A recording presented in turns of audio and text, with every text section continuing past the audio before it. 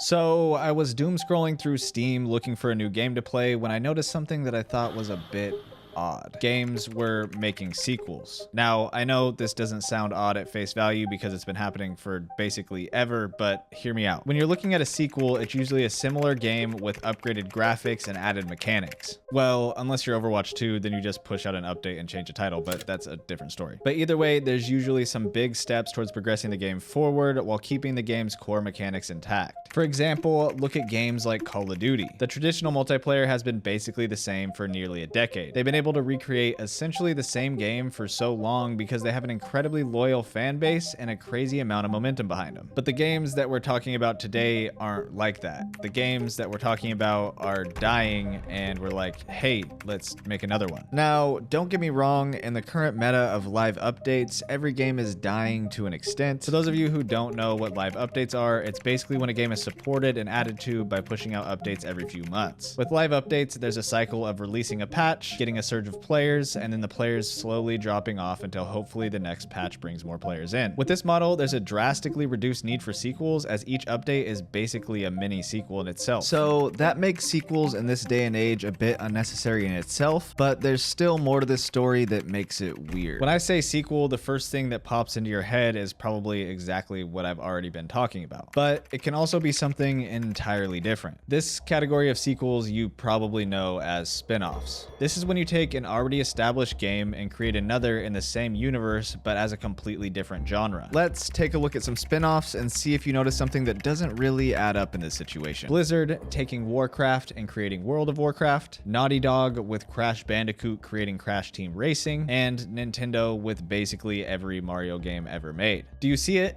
Well, again, all of these games were already massively successful before they went and created a spin-off. That's because usually a spin-off is made to ride the coattails of a known game, so that way when the game releases, they don't have to build their fan base from zero. Changing the genre essentially creates a completely different game, but keeping it themed in the same universe as a previously successful game is basically a guarantee that some of the players will transfer from the old game and try this new version of it. So when looking at games that never really had a large fan base in the first place, this benefit doesn't really add up. Somehow though, a dying game managed to do this so successfully that it became one of the most popular games ever made. Leave a comment if you think you know what game I'm talking about. I want to see how many of you get it right. Also, hit the like button and subscribe while you're down there. I'd really appreciate it. Before we jump into talking about that game, I want to talk about the first instance that I realized that this was happening. I'm assuming that you probably know of the hardcore looter shooter Escape from Tarkov. This style of game really interested me as I tend to enjoy playing very competitive games that put you in intense and stressful situations, but unfortunately I'd missed the initial Tarkov wave and the ultra realistic setting didn't really intrigue me. So instead of joining in and spending hours just to learn what type of ammo to use, I decided to wait for a new game that played similarly. After a few years of patiently waiting, I heard of a game coming down the pipeline.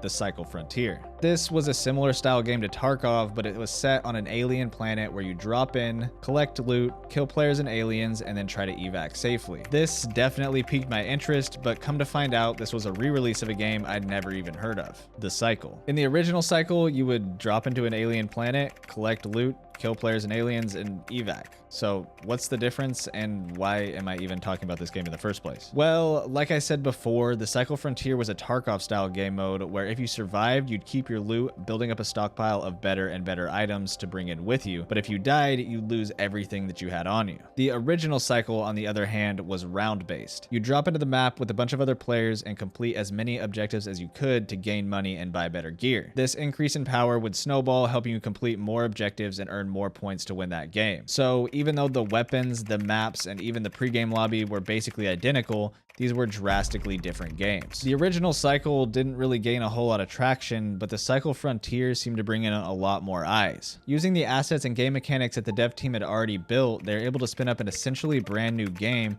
and have a second shot at success. This isn't the most successful game that has done this, that one's still to come, but I happen to really enjoy it, so I wanted to talk about it. Also, this was a relatively recent example showing a dying game that had genre swapped for a new chance at life. With the current state of the gaming industry, it seems like we'll start to see more games take this path. It seems like so many games these days are being released, having a bit of success, and then falling off completely. If the developers decide to take this route, then it offers them an opportunity to salvage the successful parts of their games and then pivot the rest of the game to fit into a model that may retain more players. There is a few problems that can come from this model though. The first is that similarly to how spin-offs ride the reputation of a successful game, these games will ride the reputation of the game before it, which if it was dying might not have the best track record. This could lead to players completely passing on the new game because they tried the original and didn't like it. However, as long as the developers didn't completely trash their reputations, I feel like they can still use the momentum for the first game to help them build the second one. Even if people tried the original game and didn't like it, the idea for the game got their attention enough to get them to try it in the first place. That means that hopefully if the devs pivot in the right direction, this initial interest can likely be used to gain interest again.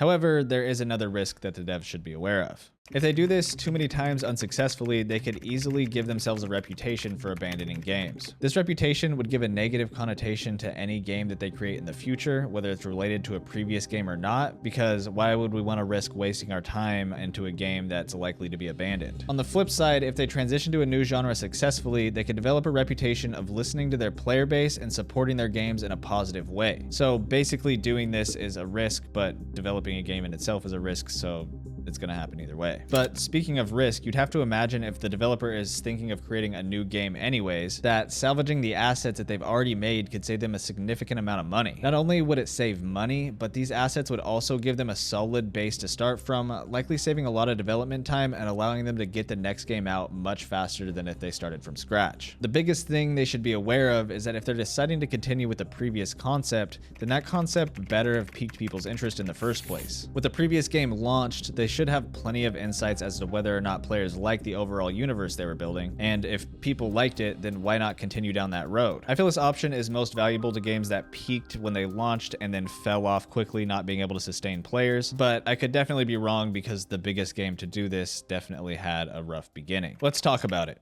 Let's talk Fortnite. Did you guys guess correctly? Yeah? No? Maybe. Alright, I'm sure many of you know, but Fortnite didn't start off as the Battle Royale phenomenon that captivated the world. It was actually announced as Fortnite Saved the World all the way back in 2011. It encountered a lot of issues during its development, so it wasn't actually released for early access until 2017. Fortnite was initially a tower defense game where you could build massive fortresses to try and survive a zombie apocalypse. This Save the World version of Fortnite started off pretty strong, but then fell off quickly. That was when the development team started to pivot. They continued Save the World, but with PUBG's recent success, they also genre swapped, adding a bonus mode that implemented the Battle Royale genre into Fortnite.